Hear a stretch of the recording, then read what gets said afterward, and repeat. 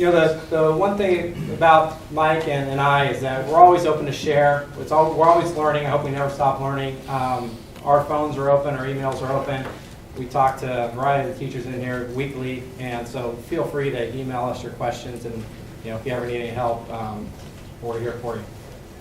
This is really all about our body, and as Chris was talking about, the individuality of your body.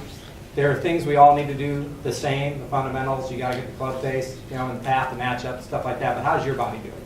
And I don't know if most of you know, but like the first book written on the anatomy, the study was done on one cadaver. So, how accurate is that to how we're all built? We're all built differently. And so what we want to now understand is the patterns of how we're built. So what Mike and I look at is structurally what's going on, then physiologically what's going on, and then functionally what's going on. So your structure is designed to do it in a certain way. All right, we're not all built the same way. Your physiology ties everything together to get that machine to work athletically in a certain way. All right, and then the conditioning of that machine determines what you can and can't do at the moment also. So what we want to do is understand more about how that works for each and every one of us.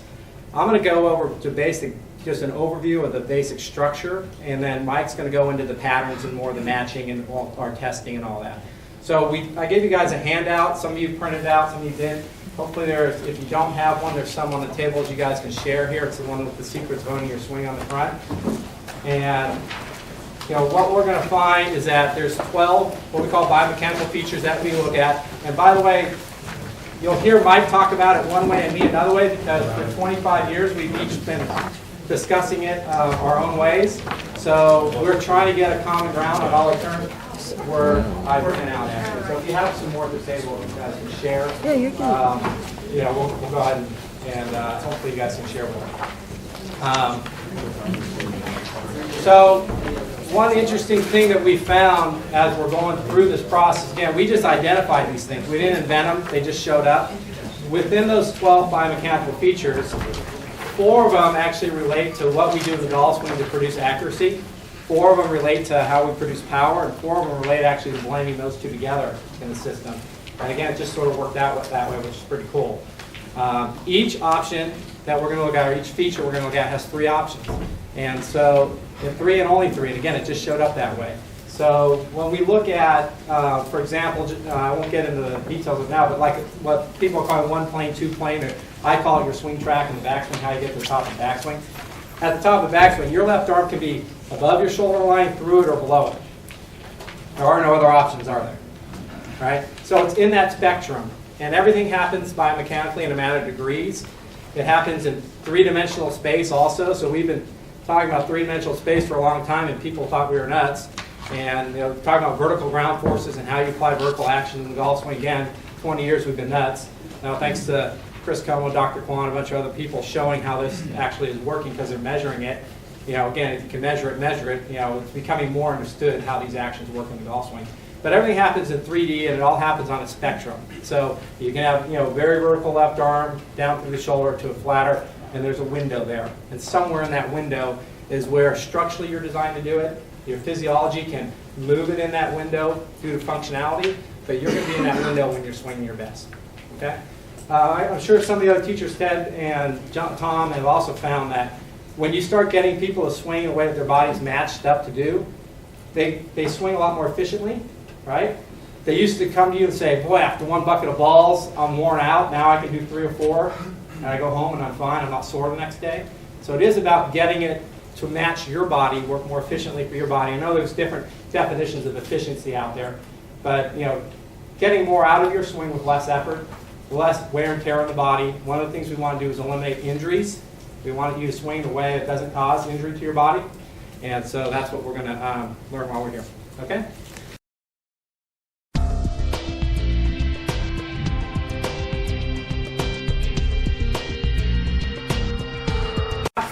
And it's the alignment of the forearm, how your forearm works in the golf swing. And again, I'm not going to go over testing or matching. I'm just going to go over, I just want you guys to get the big picture here of the features that we're looking at. Okay? So if we look at how the forearm works coming into delivery, in the impact, some people face more upward, some people face more sideward, some face more downward, correct? So somewhere from upward to downward cannot face backward, can it? But somewhere in that spectrum, what's that? Seen it. You've seen it. Ooh, the ball went that way. So somewhere in that spectrum, again, we call it from under to side on to on top is what the golfer is designed to do. And so you'll find that like your elbow has to match the positioning of what your alignment of your forearm is, and actually it's there to help you create leverage. So for example, if you had to carry something really heavy and curl it up and carry it heavy for 100 yards, if you curl this way, you put your elbows in front of your body because it gives you natural leverage. If you had to curl something, hold them on the side, like a bucket on the side and carry it the same distance, you put those elbows on your side because that's where it gives you natural leverage. If you had to do a reverse curl and carry it a long way, you move those elbows back and lock it in. And it just allows you to create leverage so that elbow positioning matches what the forearm does. Okay? But to some degree, you're either going to face up, side, or down. And we want to find out which one you're built to do. Does that make sense?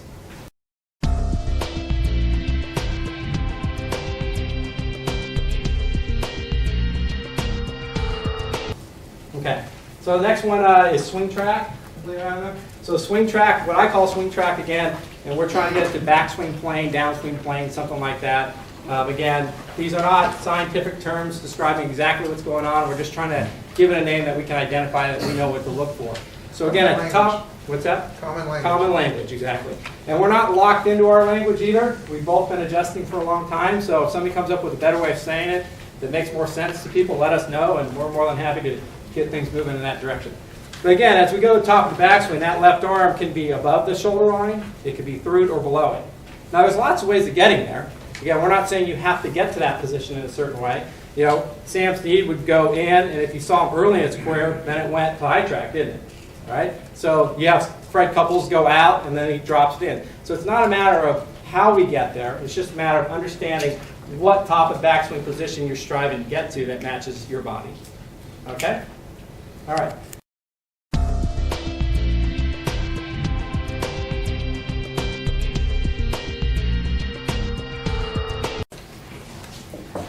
And when we talk about wrist lever action, and I talk fast by the way. If you need to slow down, yell at me to slow down. Maybe slow down. My wife's always telling me to slow down. Communicate. Exactly. Japanese. That's right. So when we're talking about wrist lever action, we're actually talking about the hands come together and they create a unit.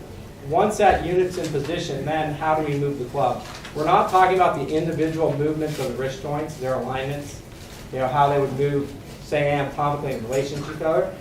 We have the grip on. Once it's on there, now what do we do to move that shaft, and what direction we move it? So, for example, if I was standing this way and the plane across my forearms, we could call that like the Z-plane. If we went in three-dimensional space, okay?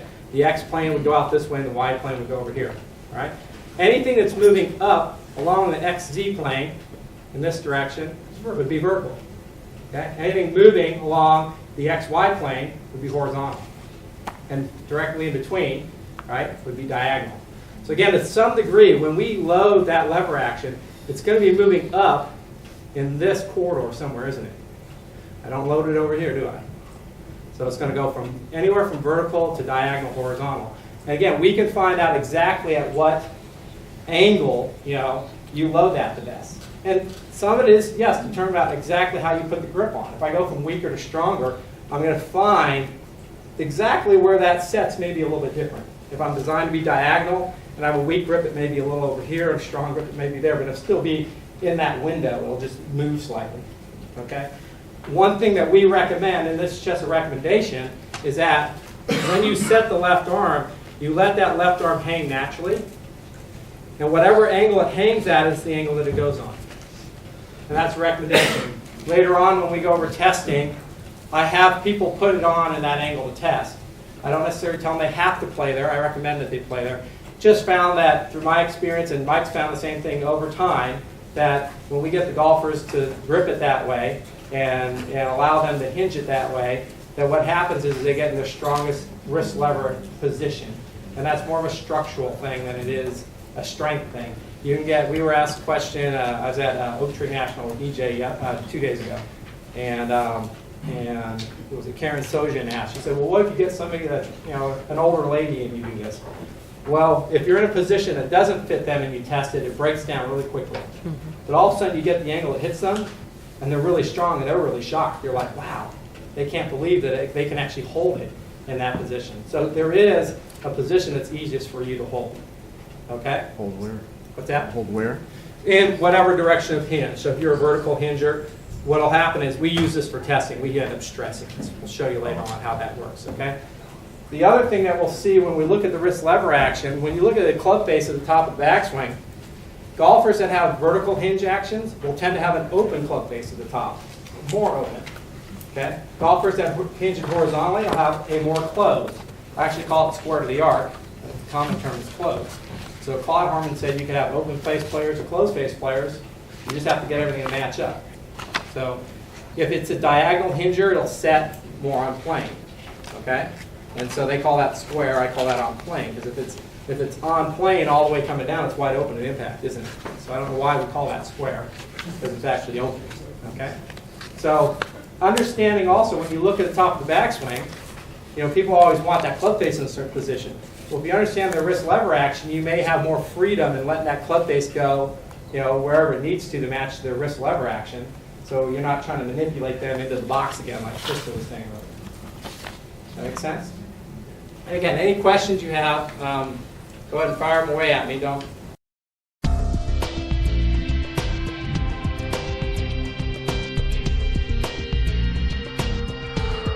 Golfers that are more under in their swing path, as they come through, they're going to extend more at a position out here parallel to the ground in the fall through. Their head stays in position longer, they stay in posture, and their extension is more parallel to the ground out here. You take a side-on golfer, as they're coming down, their extension is more down and out at a 45-degree angle. Annika Sorensen, Tiger Woods. Corner. It's what we call a cornering lever delivery action. Exactly. Okay? And golfers that are more on top, like Peter Sr., they have more of a covering lever delivery action. They're extending more down, so they reach their extension a lot sooner. Okay? So the angle that that forearm, okay, is aligned at coming down through delivery through the ball is going to determine at what point actually you reach your extension. And if you're not releasing to that point, you're either releasing it so it gets there too early or too late, then you have an inefficient delivery action. Does that make sense? And again, in the lever delivery action, one of the things is, you know, everyone says delay it, delay it, delay it. I've never tried to delay it. I try to get it there as fast as I can. Both Hogan and Nicholas said, you can't release it too soon. Wait, I know I can do that. If I release it too soon, I'm early. It goes to left field, we all say, right? Well, what do they mean? These guys are great. There's got to be something in that that's true that they meant. What they meant is once they made the transition, they could not get to their extension mark too soon. They want to get there as fast as they can. They're not trying to lag it there. They're not trying to delay it there. They're trying to get there as fast as they can. So it's just if your extension mark's here, you're going to start unfolding things sooner, aren't you? Now, my right arm will unfold first, and then my wrists unfold at the bottom. All right? If I'm an under golfer, I'm going to come into here, but my extension's over there. Well, I'm going to freewheel it as hard as I can to get there now. Once my transitional move, and once I hit my delivery point, I don't want to hold back. I want that thing to fire as hard as I can. Paul Gorman, we've been working with it, and we call it Thor's hammer. He's an on-top golfer. Again, his swing, he used to kind of stretch it out, be way out here. He's an on-top golfer. He feels like this now. He says it's really funky. Yeah? And from here, he feels like this is coming down. Wham! He's trying to get that sledgehammer on the ball as fast as he can. So he worked on it for a few weeks, got back on K-Vest. Paul, what happened? My peak for my club ended up at the ball instead of after. Yeah. So my peak speed was faster at the golf ball. And you've never been able to get it there before. Right. Right? And what happened to the kinematic sequence for you? Oh, it was great. Yeah, all lined up.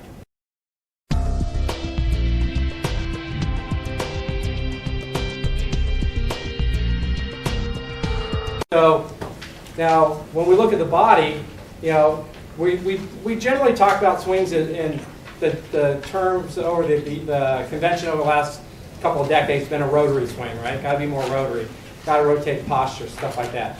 And swinging is more efficient than hitting or throwing other actions. So we kind of look at it from that standpoint, but we don't want to put anybody in the box trying to have to be rotary. As a matter of fact, Mike, what percentage of golfers do you think would be purely rotary? About a third. Yeah. Yeah, at most, right? Right. Exactly. So there's a very small percentage really that can truly be purely rotary golfers. So we don't Well, have actually, but it's at 5%. 3%, yeah, about 3%, 5%. So, it's very, very difficult to put somebody in a purely rotary manner. Now, again, they could be 80% rotary, 90% rotary. That's still very rotary, and that's where we get up to like the third of the golfers. And so, but what is the body doing as it's rotating throughout the golf swing, as we create just the basic athletic pivot? Where is the balance point in the body? Why does the body rotate that way? So we've all seen, some people as they rotate or they go in the backswing, they move more to the right. They rotate the right side. Some people stay more centered. Yeah. Some people rotate on the left side. They call them left load, stuff like that. Now, even though it's not really loading left, but their alignment's left. So why does the body rotate that way? And so I call it swing anchor. Mike calls it posting. Just so as we go through this, I will inherently say swing anchor at some point, even though we're trying to use the same terms. But your body is balanced to move in a certain way. And they actually have what they call a DEXA scan now. And they can actually measure the density of your body and tell you, do you have more density on one side or the other? And what we found is that golfers that actually have more bone mass, muscle mass on the front side of the body, they actually tend to pivot around the left hip joint. Golfers that have it on the right side tend to pivot more around the right hip joint. And golfers that are more even pivot more in the center. Okay? And so, again, you can be tested. We can test you to show you. You don't have to get a DEXA scan. We can show you how to do that. And again, everything's on a continuum. You're going to have golfers that are 80-20 on this side over here, and you're going to have golfers that are 80-20 over here, and you're going to have all of the measurements in between. It's about finding out which one fits you. Okay? So that's your pivot action. Quick question, EA. You think inherently you tend to go that way. But again, we found that really if they do, if you do the DEXA scan and it all matches up with the way Mike and I do. As a matter of fact, the way I came about this is I had a bunch of students in the Bay Area that were doing, I think it was CrossFit, and their instructor all wanted them to go get this scan done. I hadn't even heard of it before. So they all got it done, and they started coming to me, and they started showing me their scans. And sure enough, all the people that were front anchor had more weight on the front side, and all the people over rear had more on the rear side. And I took these and I lined them up from rear anchor to front anchor, in alignment. We take their scans and we line them up from rear anchor to front anchor, and we look down and all the scans are right in front of the person's name. So it's pretty cool. And it's like, again, more confirmation that this is how we're built to work. You'll see in the book like the triangles. I put the triangles on the books or over the overlays over the body. So as we're pivoting, you'll see that you tend to rotate in that triangle. That's more of a rotary version. Because if I'm what I call a thrower, I have more lateral motion in the golf swing. If I'm a rear anchor thrower, I'm going to actually be leaning a bit to the right to begin with, but I may lean more right as I go back. And as I come in, I'm still leaning to the right, but the lean of that triangle may move, say, in a thrower. Okay, rotary golfers stay more, rotating in posture, in that triangle longer. Now, we talked about we're going to get more in the postural release. They do have to come out of it at some point. You do need that body extension. So we're not trying to stay in posture all the way to the finish. Even though in the pictures it kind of shows, shows staying in posture or in that triangle right up to extension. That's a very pure rotary version. It's not absolute. Okay? Again, these are sort of clip notes out of one of the books that I've written. So if you want to understand it in more detail, I do have the ebooks on it. All right?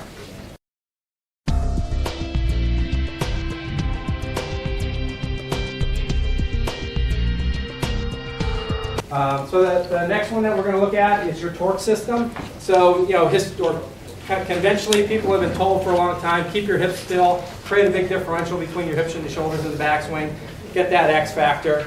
So what if you have somebody that has a very short torso, and they don't have a lot of range of motion in the vertebrae? How are they going to get a big X factor in the backswing? Can't do it. Okay? So a lot of people actually will turn the chest and the hips more together, and they feel like they create more torque in the lower body. Again, this is more a feeling. It's not the exact science of how it works, but this is their image of what they feel like they're trying to do. Create it all in the lower body. I say, get a piece of rebar, bend it into the V, stick those ends in the ground, and twist that rebar. That's kind of what they feel like their legs are doing in the golf swing. You have golfers like me that I'll actually turn my hips. I feel like my feet are anchored. I turn my hips, but then my shoulders turn more. So I feel the torque from my feet to my knees to my hips through the torso up to my shoulders. I call that full torque.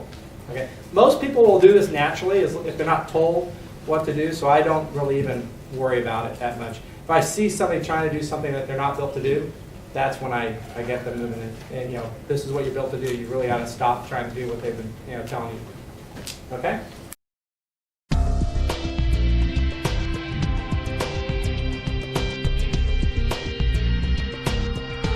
About in clearing. Back when Hogan and Sneed were played, and we start seeing the terms clearing, you guys stood with a lot taller legs or shorter legs. A lot of people, they didn't have the butt back as much, right?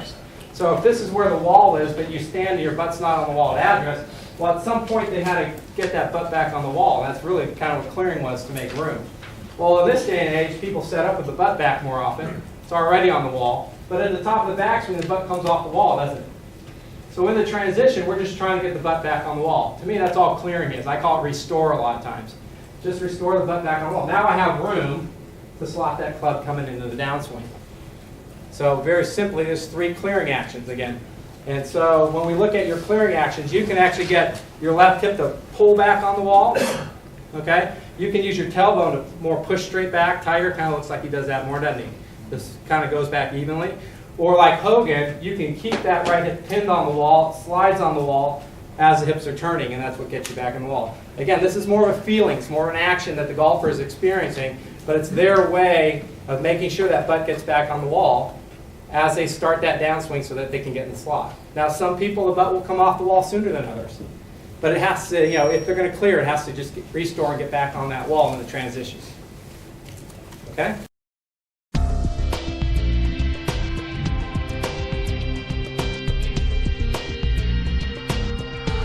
The axis of symmetry actually has to do with what's going on in the torso. So when the upper vertebrae are rotating, you'll see some people that'll rotate and they'll actually torque away from the target. Some people will torque towards the target. Some people torque more symmetrically. And so people that torque away from the target, there's basically this point right on the spine right there that as they turn, it looks like they're rotating around the spine. Here's the old image, rotate around your spine, right? And for how many years was everybody told to do that? Didn't fit everybody again, right? So, but those golfers, as their thoracic, cage is rotating, the spine actually torques and it moves this way. Okay. There are people that when they're turning, it torques and it actually goes this way, and oh, you're a reverse pivoter. But it looks like they're rotating right around the sternum line.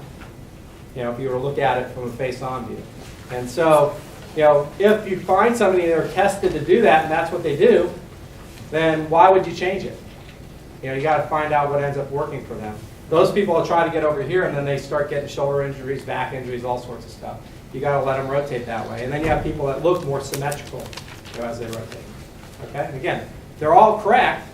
It's just a matter of what works for the individual. All right?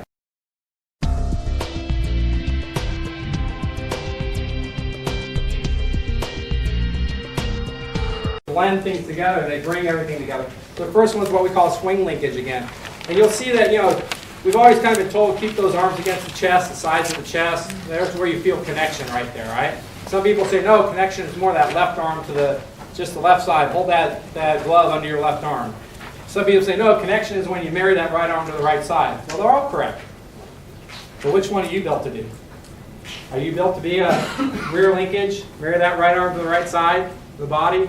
Are you built to, like Tiger? Let Tiger say for a long time when he was working with Harmon, his hips had to wait for his arms to get in front. Didn't look like that on video. Doesn't look like that on video on me either, but I'm center linkage. I feel the same thing. I go to the top, and in my transition, this is what it feels like to me. I have to get my hands back in front. When I come into impact, my hands are more out in front of my stomach. And so that's what it feels like. Again, that's our perception of what's going on. Okay? But definitely, Tiger's not like a Jim Furyk or a David Duval through the ball, is he? His hands are more out in front of him. He's center. Okay, and then you got Joey Sindelar's. Yeah? Thing's way out here somewhere, right? And when he comes down, that thing gets way up front again before he goes to the ball, doesn't it? So again, you'll see golfers that do that. That's okay for them.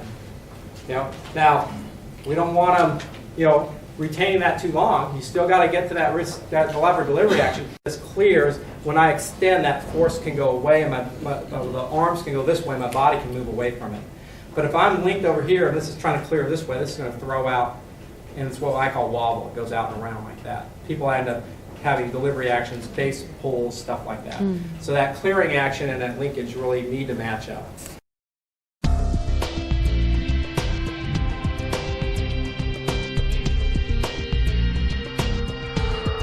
You know, what slot do you swing? You see guys that go back, you know, and they're always coming down, and that shaft is very high, and impact their hands are a lot higher than they were to address, and everybody's told that's wrong for you, right?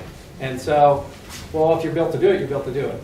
So again, there's three options. You know, it can be in the hip plane, you know, motion, and Dr. Wright's going to get more into this also, which is really neat, is that, you know, the way Mike and I have said it is that whatever is more active during the delivery process determines, you know, that plane as far as the physics is concerned.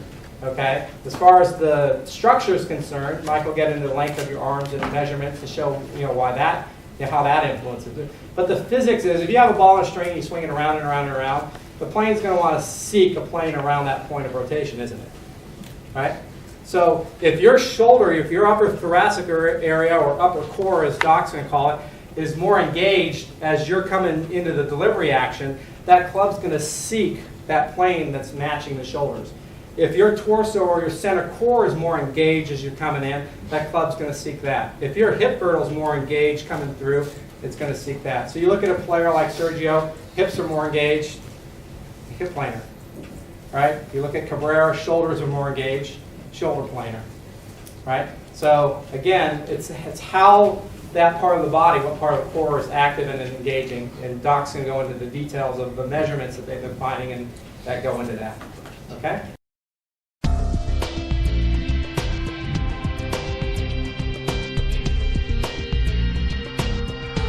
We create angles, right? We got to straighten those angles out somewhere in the golf swing. So that's postural release. And so everybody's always been told, or you know, conventionally, stay in posture through the ball. Some people even stay in posture all the way to the finish, right? Well, if you've done that, you haven't released those postural angles. The body can actually, in that release action, help recoil the leftover energy in the swing. So what ends up happening is your body now muscularly has to absorb that somehow.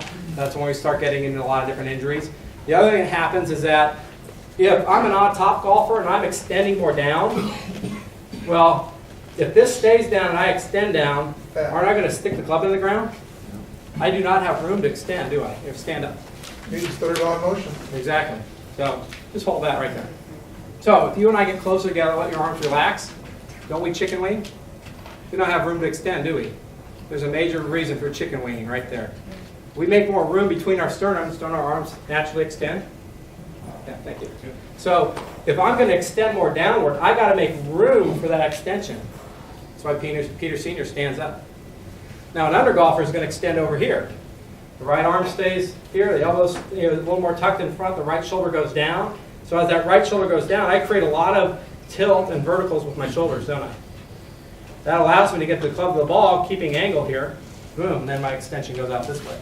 As my extension goes that way, my chest pulls away from it though. Counter forces it. Counteraction, however you want to call it. Counter extension. Give Paul credit on that. Matching where your extension is. The more you extend out, the longer you stay in posture. The more you extend down, the sooner you come out of posture. Okay? Now, and I'm not talking about throwing those hips towards the ball line, which is what I would call early extension.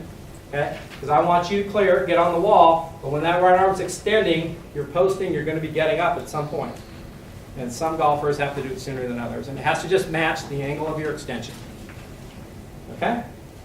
Any questions there?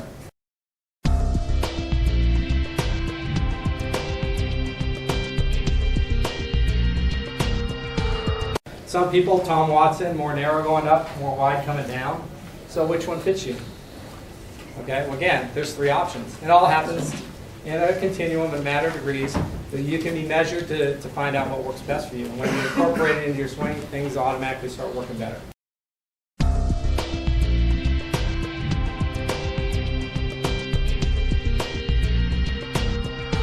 The arm swing, lever assembly, whatever you want to call it, lever action. Okay? 4 of them relate to your body, more the power output.